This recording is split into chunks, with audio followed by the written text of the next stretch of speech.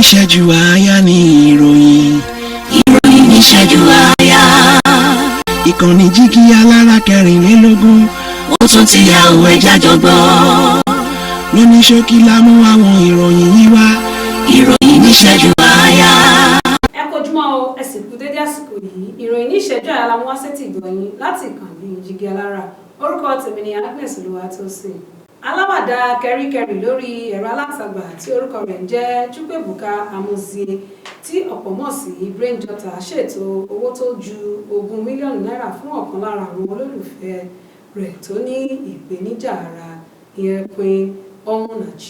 Àgbàlagbà ọkùnrin kan tí ó gbìyànjú láti ta ohun ìjà olóró fún àwọn agbésùmọ̀mí ní ìlú Jos ní ọwọ́ ṣìkún àwọn ọlọ́pàá ìpínlẹ̀ Plateau ti tẹ̀. Olùdarí fún ìtọ́jú àwọn arìnrìn-àjò hajj ti Dawakebe, ìyẹn Sheikh Aminu Azam, ti kìlọ̀ fún àwọn arìnrìn-àjò láti má ṣe ta aṣọ wọn fún àwọn àjèjì tí kò sí lábẹ́ òfin ní ìlú orílẹ̀-èdè Saudi Arabia.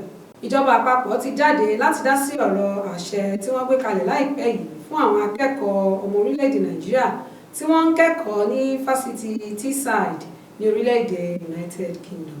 Gómìnà ìpínlẹ̀ Rivers Siminalayi Kubara ti ṣe àfihàn pé ìjọba òun jogún àwọn iṣẹ́ àkànṣe 24 tí wọn kò tíì parí tí iye rẹ̀ lé ní 225.279 billion naira, léyìí tí ó sì tàn káàkiri àwọn agbègbè ìjọba ìbílẹ̀ 13 ní ìpínlẹ̀ náà.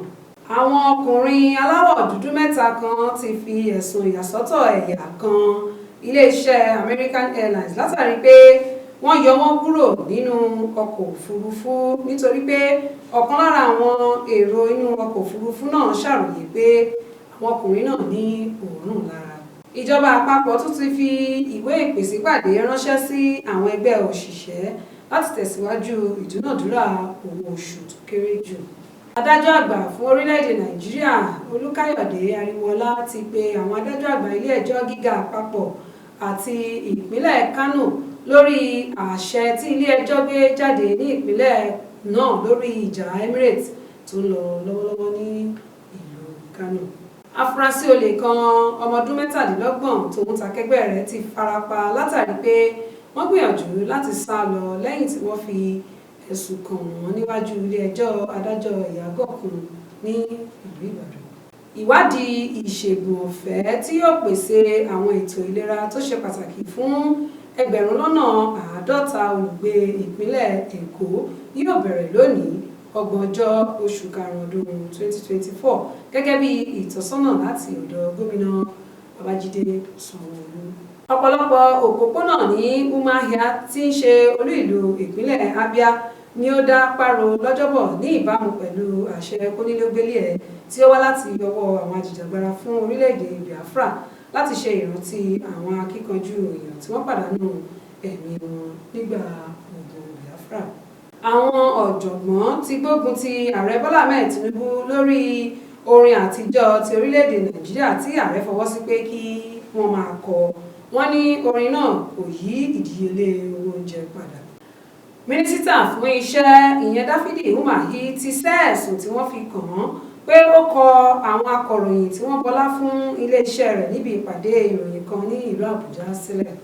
Ilé ẹjọ́ gíga ìpínlẹ̀ Rivers tí ó kalẹ̀ sí ìlú Port Harcourt ti pàṣẹ ìdádúró fún Martins Amachuele àti àwọn aṣòfin 24 mìíràn pé kí wọ́n má ṣe pe ara wọn ní ọmọ ilé ìgbìmọ̀ aṣòfin ìpínlẹ̀ Rivers mọ́.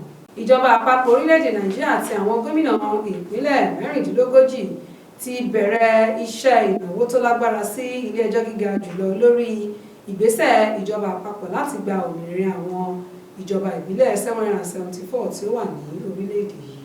Agbẹnusọ fún Obi Dati, ìyẹn dókítà Yunisa Tanko, ti fèsì sí ìbéèrè ọ̀gbẹ́ni Callistus Okafor pé alága ẹgbẹ́ òṣèlú Labour ní orílẹ̀-èdè Nàìjíríà Barrister Julius Abure fún olùdíje fún ipò ààrẹ ẹgbẹ́ náà Peter Obi ní 850 million naira láti pe ẹjọ́ lórí ìdìbò ọdún 2023.